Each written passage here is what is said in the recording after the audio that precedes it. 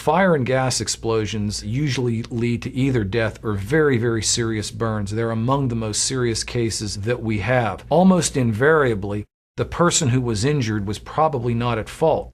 The mystery in those cases is often figuring out who was at fault and why. A great deal of detective work can go into figuring out where a fire started and how it started.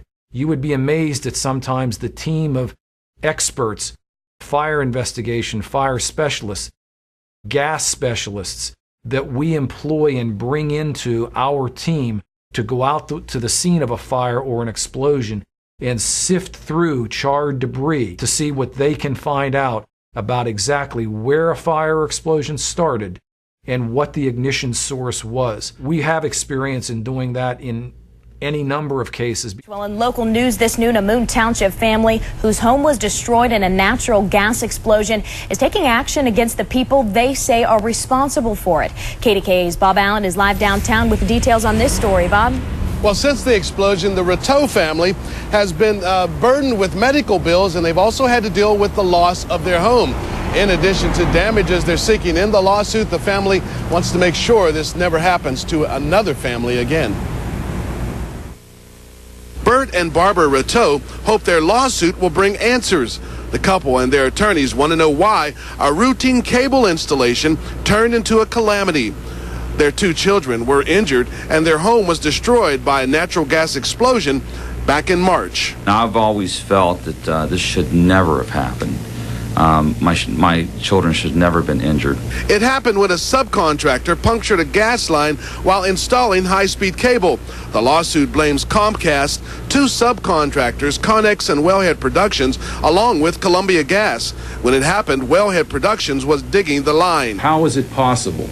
How is it possible that somebody digging a line, knowing that they punctured a gas line at 1:30 in the afternoon, tells nobody in the neighborhood that the gas line has been punctured? The line was punctured around 1:30. By 3:15, the house exploded. The subcontractor notified Pennsylvania One Call, who then called Columbia Gas. But attorneys accused Columbia Gas of endangering the children. Columbia Gas, they were there. They let her go in the house, and Mark was in the house. This was a hazard. The suit was filed on behalf of the children. The Rateau's son, Mark, suffered burns on most of his body, and Chelsea was injured. They say Mark is on the long road to recovery. It's pretty tough right now. He's got a long road. My hope is eventually, he'll be able to regain all the function in his hands. Well, we certainly would like to be made whole. Certainly Mark has a lifelong things he's going to be going through. Now, we spoke with Columbia Gas about the lawsuit, and the company says it is aware of the suit but can't comment right now. Meanwhile, we also spoke to Comcast, and they say their prayers and thoughts go out to the family involved in the incident, but they have not received a copy of the lawsuit and cannot comment on potential litigation. They're challenging cases, but we've had the experience and the contacts with fire investigation specialists to generally unravel explosion cases and generally unravel fire cases.